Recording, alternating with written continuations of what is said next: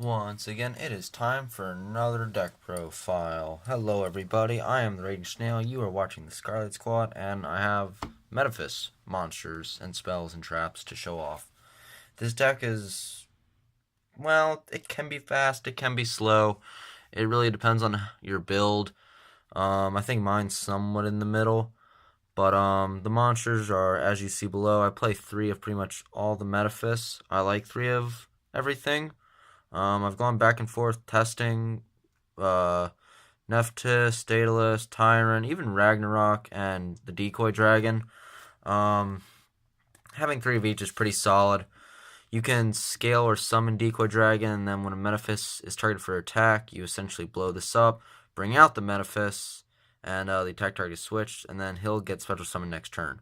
So he's really great, whether he's a monster or in the zone. I like him starting in the zone usually, and then he becomes a monster, so you can just repeat.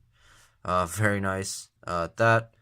Ragnarok, you summon it, you banish some top cards, hopefully you boost your attack, and then if it destroys a monster, you can bring out a Metaphys from your deck, so woohoo. Nephthys is your searcher. If you do special summon it from a Metaphys monster, you can banish all set spells and traps on the field.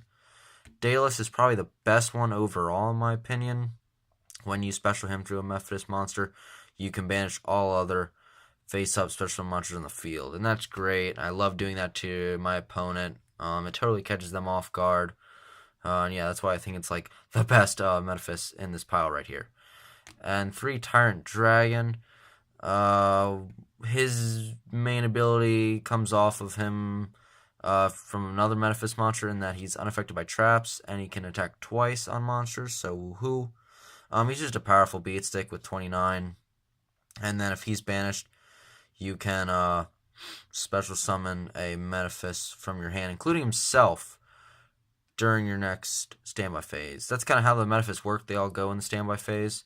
Nephthys will get you that search during the next standby phase. Daedalus will shuffle into the deck, and then you'll banish another Metaphys during the next standby phase. And Tyrant will bring out the Metaphys from hand in the next standby phase. As for the other monsters, I play 2 Light Trade Grepher, 3 Light Trade Grepher, 2 Ghost Ship, and 2 Snow. Light Trade Grepher is kind of a weird tech choice. I thought about playing Rhoda in this deck with it, but what he does is you can special him from your hand by pitching a level 5 or higher light monster, which is why your Metaphys monsters are higher levels, so you can bring him out for special summon, which is always cool. Ghost Ship's a good target for that, I learned, because he's level 5. But Grepher's main effect is once per turn, you can discard any light monster and then banish a light monster from your deck. So ditch anything you don't want, such as probably a Ghost Ship, and then you can banish any of the higher level Metaphys and get their effects next turn. Ghost Ship, you can just get a Metaphys out of your graveyard, put it in the banish zone, and it's just another free summon. And Snow is broken in this deck. No need to explain there. You just banish cards, she comes out and starts flipping stuff. So yeah, completely just trolls the opponent. So great monsters. There's some other techs you could play, like Necroface, Eater of Millions is another good choice. I believe there's also like a Draco Slayer you could play, and that mainly because that's a worm. But those are the cards that I like. I think Necroface would probably be the best overall to play. I just don't have any, so I don't play it. And I like the stupid, silly techs I have, so I'm going to stick with that. As for your spells, 3 Asim Metaphys. This card's a little bit tricky to understand first, but it's essentially just draw power. Once per turn, you banish a Metaphys card from your hand. It can be a monster spell or trap Metaphys, so awesome. And then you draw a card, and then if a Metaphys card in your possession is banished, you get some silly effects if it's your turn. Any non-Metaphys monster loses attack, and if it's your opponent's turn, non-Metaphys monsters get their battle position swapped. So if you time this right, you can pull off some really cool and interesting combos and fun stuff to further troll your opponent. Metaphys Factor just lets you bring out a higher level one without tributing, and it also makes it so your opponent can't respond to your Metaphys monster effects. I debate with this card back and forth. Sometimes I like seeing it, sometimes I don't. I don't play Terraforming at all in this, because you don't really need this, I suppose. I mean, you can banish it off this, you can search it. There's a lot of things you can do with it. You just don't really need it, but it's just nice when you start going and your combos go off. You don't want your opponent slowing you down. If anything, this is probably like a more of a game 2 or 3 card, but it's just nice to have. Gold Sark obviously just lets you banish anything in your deck, so why not play it? Crossbreed's kind of another tech choice, and Crossbreed's a little hard to explain, but you banish 2 monsters from your hand and or face up on the field with their types and attributes being the same, but they have different names, and then you get to search something else that basically is the same but just has another different name. I like it at 2. It's not the greatest, but it banishes 2 cards from your hand or field, which is probably the best thing because sometimes you just have dead monsters in your hand, and getting rid of them is just really nice, and Crossbreed just does that job very well. I also play 2 Sacred Sword of 7 Stars just for more draw power. You have a bunch of targets for it. This was the card I decided to go for instead of like Monster Reborn, Monster Reborn, or Raigeki, or Dark Hole, or even Rhoda, because you can search the Greffer with Rhoda. But this puts Snow in the grave. This can put your Ghost Ship in the grave. This can even put your Ragnarok in the grave. I don't know why you would do that, but obviously any monster just goes in the grave, so why not? And the last spell is just 1 Die-Fi. Just banishing stuff is just what you want in this deck. So just playing that is great. And most of the time your opponent just cries when they see that. So like I said, more trolling.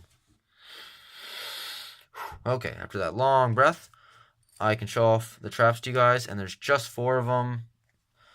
And that is 3 Metaphys Ascension and 1 Metaphys Dimension. Ascension we play just because you can search with it. When it's banished, you can search any Metaphys card except itself. So that's pretty good.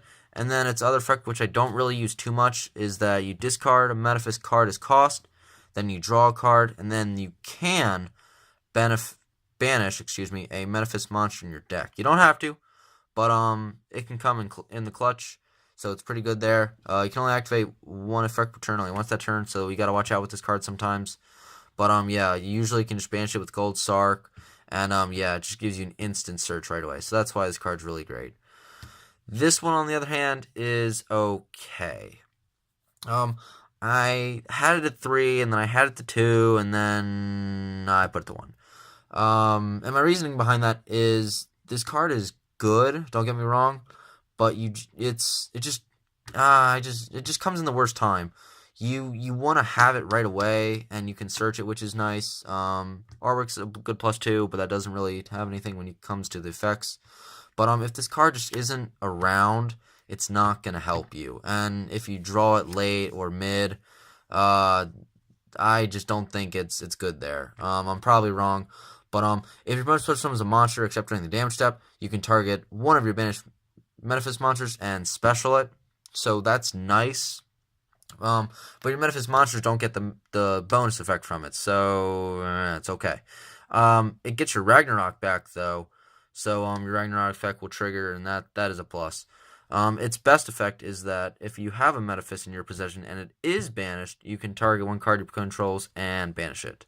So that's really the best thing there. It can target a monster spell or trap, doesn't matter, but it banishes it instead of destroys it, which is usually better. But like I said, if you don't have it and you can't get to it, it's just not really worth it. You just really want to set up your board with Metaphys, because sometimes you just don't really get the cards you need, and you have to banish what you want to just start all your combos. So yeah, it's a good card. But the timing for it, in my opinion, is just always off, and one's fine. And that way, it makes 40 cards. As for the extra deck, you don't really go into it at all. But yeah, if you go into a Link, go with him. He's cool. He's happy. He's chill. He'll boost all your light monsters, and then if he's popped, you can get one back. As Nigz's, I would just recommend right now would be Dweller. My companion, Joel's, the co-partner to this channel, he loves his Shiranuis. So yeah, just locking him out of the grave is really fun.